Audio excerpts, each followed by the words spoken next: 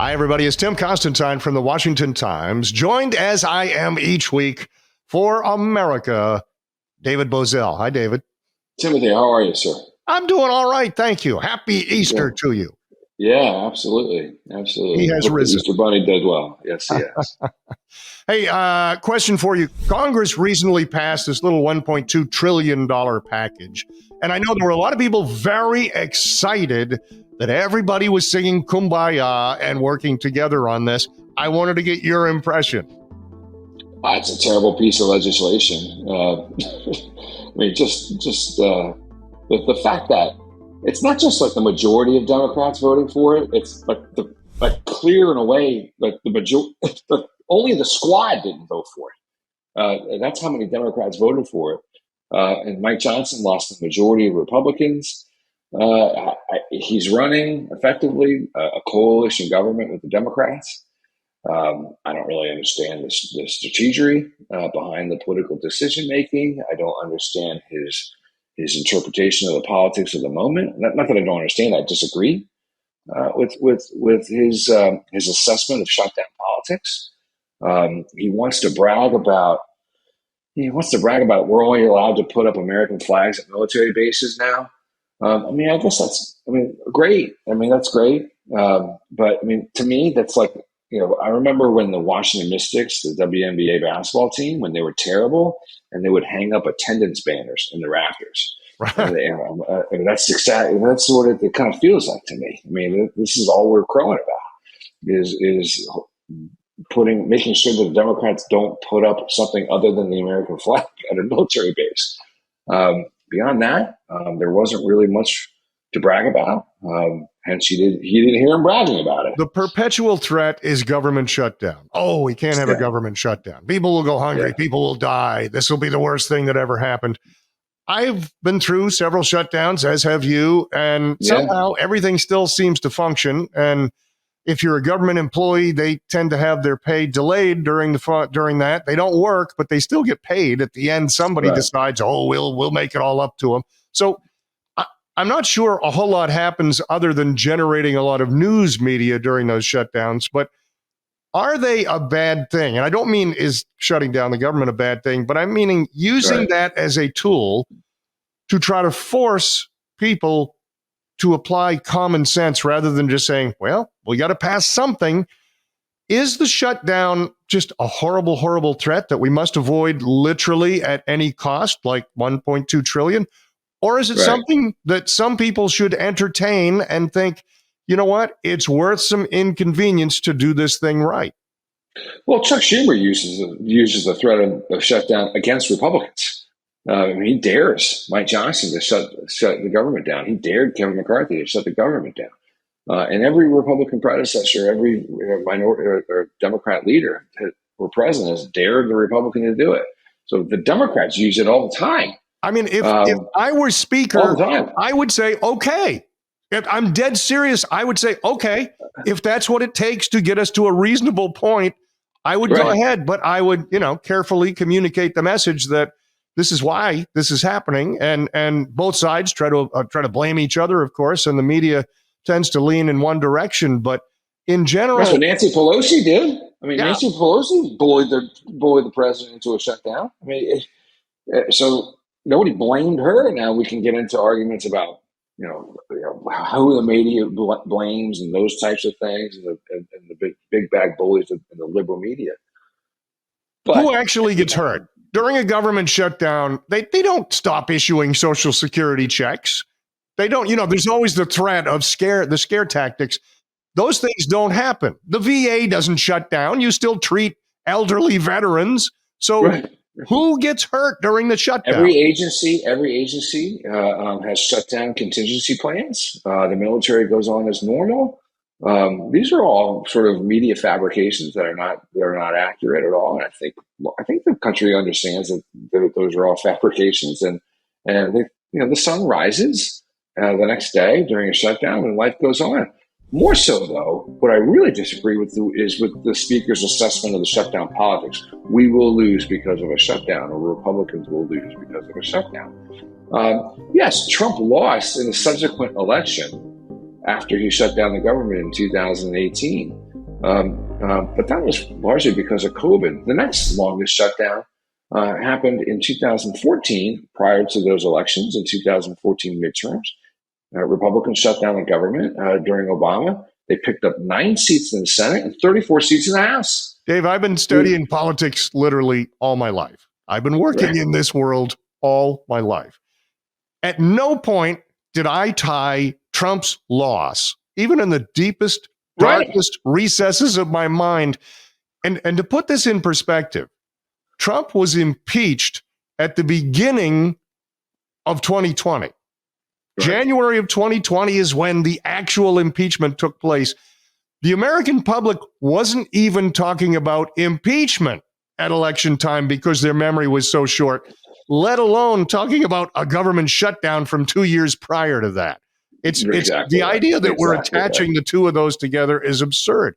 And more importantly, to me, what if they just did the right thing? What if they said, this is a basic principle. We don't have this money. We can't spend it. I don't want to spend it on X, Y, and Z. So we're going to hold our ground. Oh, my God. What would be wrong with that? Well, I mean, so now you're going to hurt me where it's a little personal. Mike Johnson got to the spot that he's in no small part because he has a document that he would pass around to anybody that he met with during his career as a kind of a backbencher in Washington, the 7 Principles of Conservatism. He loved it. And it's sort of what got him to this spot. I want that Mike Johnson back. Right. You know, wherever he went, I want that one back. Now, I understand he's going to have to bend the knee, I think, to national defense priorities for 2 reasons. One, he has Bossier City Air Force Base right in his backyard. And 2, he has Fort Polk right in his backyard. So he's got Air Force and Army right in his district. And the Air Force Base is the home of the B-2 fleet. So that's an important installation. Not to discredit some of the others, but I mean, that's an important installation. So I think he's going to defer to that. However, at some point, you've got to decide what case you're going to make to the American people with, if you bring me to the majority again, here's what I'm going to do. Here's what a Republican majority is going to look like. Currently, under 2 speakers, the Republican majority looks like the Democrat majority. Yeah. And so between now and the next September run at this, the next September funding package, they have to come up with something. It just can't be the same thing over and over and over again. And Ukraine's going to be the next test for him. And I think Marjorie Taylor Greene will vacate the chair if he funds Ukraine. And I refer to the Capitol Dome as the big top now because we are watching the greatest circus on earth. And with a difference of only 1 at this point between Republicans and Democrats, Ken Buck is leaving. We're down to a majority of 1. If they had trouble when they had 5 trying to find a speaker, how long will things go? If Marjorie Taylor Greene is successful, if she decides to go ahead and if she is successful in vacating the speaker's chair, then how long will the government go with no one in charge? And what message does that send the voter in the fall that, the Republicans were in charge of Congress, but they threw out not 1 speaker, 2 speakers, and now there is no speaker? What message politically does that send? I actually think that they would survive. I don't think chaos is a problem, right? And I don't think conflict is a problem. You've got to remember, the country votes for conflict. We're very cyclical with who we put in power and which party is going to be a short Republican cycle. Right, but like up until from like 1930 to 1992, Democrats had control of the House nonstop, and then since then it's just it sort of just changes hands every 4 to 6 years. But chaos was never a part of I think the public's calculation. We're a divided country. We're going to divide. We vote for conflict. Well, I don't mind conflict, but if the conflict is between the Republicans themselves, and then there is no speaker, and then there is no business of the people being done, that's not conflict. That is utter chaos. It is also unacceptable.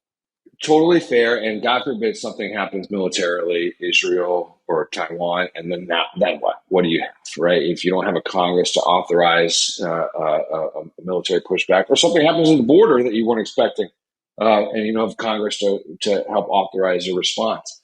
But from what I've been able to discern from sources that I have on Capitol Hill, there is no one that's going to stop her from vacating the chair if Mike Johnson funds Ukraine before our own border. And so, the last time they did this, it took 6 weeks. So essentially, you could be looking at September. Well, they start voting in September, and there's an election season without a Republican speaker. You could go from now until November without Congress taking any action whatsoever. That's not an exaggeration. If they vacate the chair because it's an election year, they don't do anything in the fall anyway. So you could go from now until November, and one of two things is going to happen. Either America is going to see, wow, we don't really need Congress to take that much action anyway. This is a good thing. They can't do any harm because they're not there. Or they're just going to think, wow, the Republicans were put in charge and completely blew it, and it will become a blue wave. Big. Yeah, well, my big worry, and this is my final question for you, my big worry, we've got a president who is not all there. And I don't say that to be mean-spirited. He is not firing on all cylinders. He is perceived internationally as weak.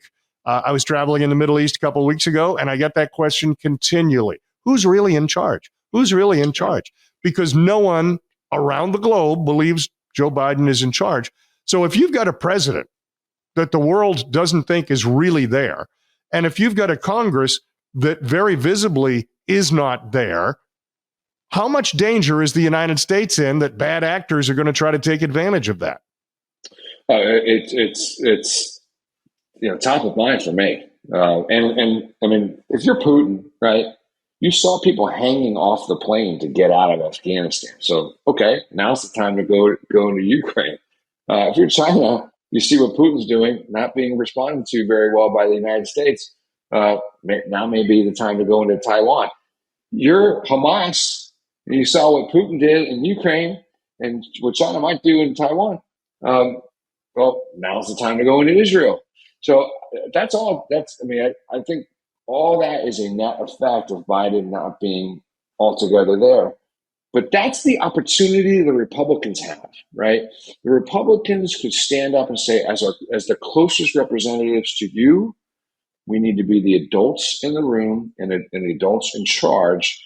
These are the priorities that you elected us to accomplish, and we're going to fund them.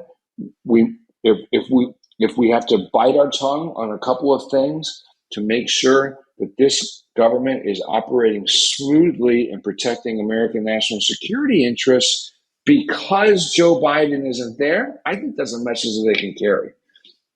But they've got to get unified, and they all dislike each other personally.